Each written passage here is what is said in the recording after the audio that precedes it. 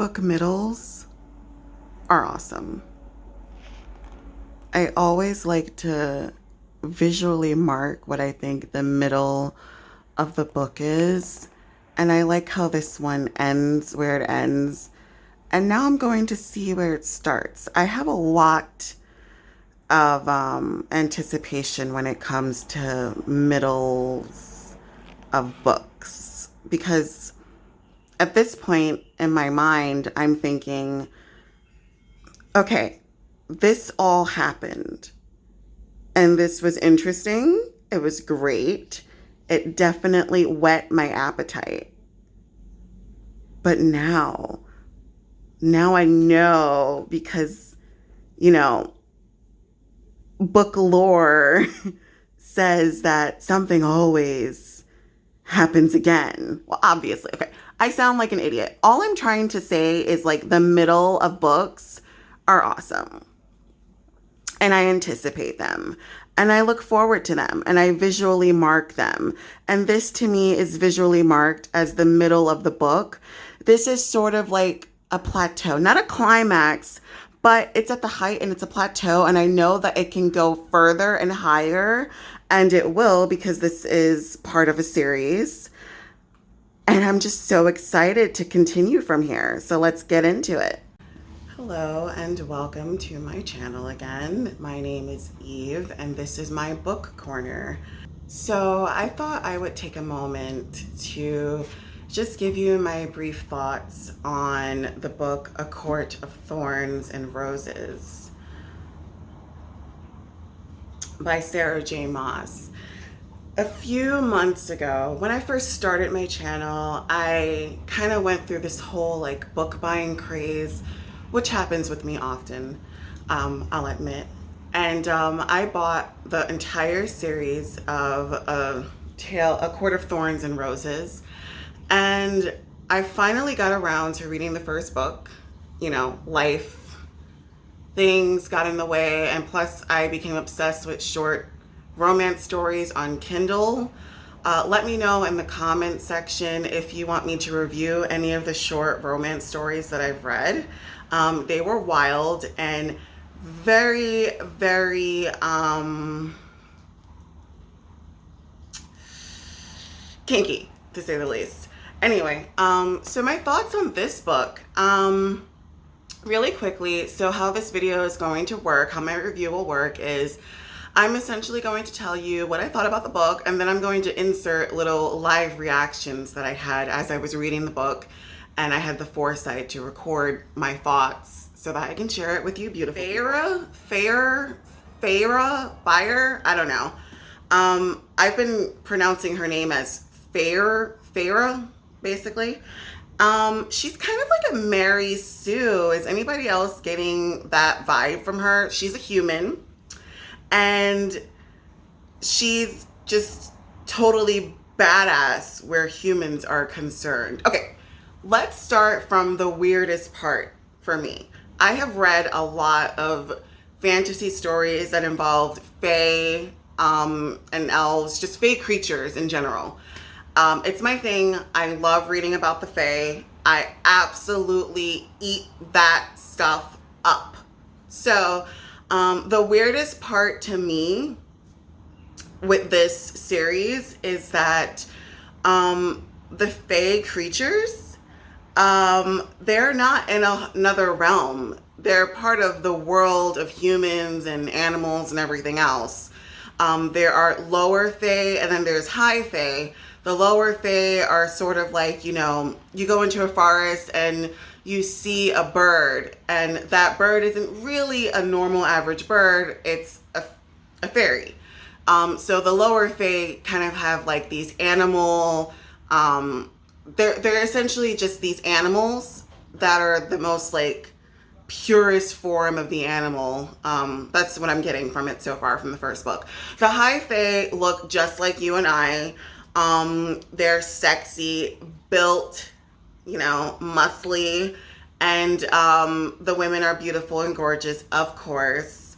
And yeah, they look like you and I, and they have powers. And the courts are broken up into seasons. Actually, there is a handy map which I love when fantasy stories have a handy map. So as you can see, there's a night court, day court, dawn court, under the mountain, winter court, summer court, autumn court, spring court, the wall, and then you see the mortal lands. They have a little small little mortal land. To the side, you see Highburn. And to the right, you see fairy realms. I just thought it was interesting that the author chose to keep the fairy people in the earth at large. Like the mortals, they know of the existence of fae. They do not like the fae. And the fae do not like the mortals in turn. So that was the first thing that was kind of weird to me about this story. So aside from that, let's talk about the spring court, because that's where our main character, Feyre, starts off, essentially. Like that's where her story truly begins. In the spring court, where she meets the High Fae, Lord of the Spring Court, High Lord of the Spring Court, Tamlin. And, he's your typical High Fae, they're cursed. You can't see their faces, but you could see their bodies. And, he's built. And there's a lot of very fiery scenes in the first book, which I was very pleased with. It is getting hot and spicy. I mean, the scene before this was even spicier, but this is just adding more heat, more coals to make it warmer and to make that fire burn. But oh my gosh, you're so far away. I gestured to the expansive table between us. It's like you're in another room. The quarters of the table vanished, leaving Tamlin not 2 feet away, sitting at an infinitely more intimate table. I yelped and almost tipped over in my chair. He laughed as I gaped at the small table that now stood between us. Better? He asked. I ignored the metallic tang of magic as I said, How did you do that? Where did it go? Right? I like that this author, Sarah J. Maas, does not shy away from the sexy scenes. And because, we read this to put ourselves in this fantasy too. And how many of us read this and thought of ourselves as Feyre with Tamlin? Come on. Don't lie, okay? I did want to remark on Lucien, who I think is the most interesting character so far. And I need to know more about him. Like, I need more of Lucien. I need a full Lucien story, from his point of view, everything. I want to know his backstory. I want to know his present. I want to know his future. He's so cool to me. Like, he did not put on any airs when it came to fire, to Feyre. And I mean, how is he the most interesting character and we're focused on the High Lord of the Spring Court, who's kind of lame and boring and typical?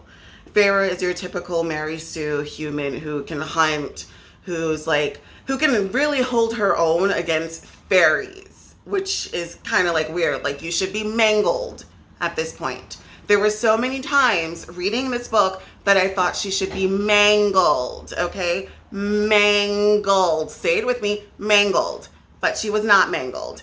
Anyway, the next interesting character that I found really intriguing, and I know you all did too, especially if you read the book, was the High Lord of the Night Court.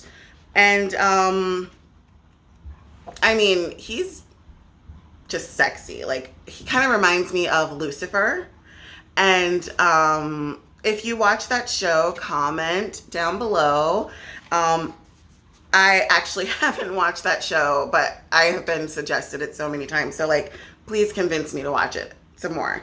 But anyway, the High Lord of the Night Court just has this whole, like, air of sex appeal to him. He comes in with shadows, and these shadows just are alive and living and moving, and they're quiet, and he's got this seductive stare, and he's flirty, and in a way it's like, Farrah, like, did you pick the wrong sexy high fae dude? Like, I think you should go with the night guy, or Lucian, who is the most interesting character so far. I really hope that Sarah J. Maas Before has we something in go, store I did want for to me in the share next with 3 you books. I've already a little started the quirk next that I book, like to but do I really need to know more with about all Lucian. of my books that I read, which is I like to So vibe kinda that just I'm getting see from what the middle the of the book human always says. realms So take a is look that at this they're video, just which is poor coming and up destitute. now. Ultimately, like Before the we fae, go, I the did fae, want to they share have with you all a little of the quirk land. that I like to They do have given the humans with a all of small my little books piece that that I they can read, carve which out is for I like themselves, to and these people kind of are just just see what the middle of the book always destitute. says. So take a look at there this are, video, your which is rich, coming up noble now. humans, but the rest of the human population is just poor. And it kind of reminds me of sort of like a medieval outlook on human civilization. So it was really depressing to be in the human realms. And when you get to the fae part of the world, everything is vibrant, flush, and beautiful, and there's magic everywhere. And that's also a weird thing to me, that there's magic in like 90% of the world, and then the human part, that 10%, it's just, it gives you the feeling of gray and desolate and magicless and hopeless. If you've read this first book, A Court of Thorns and Roses by Sarah J. Maas, let me know in the comments what you think of it.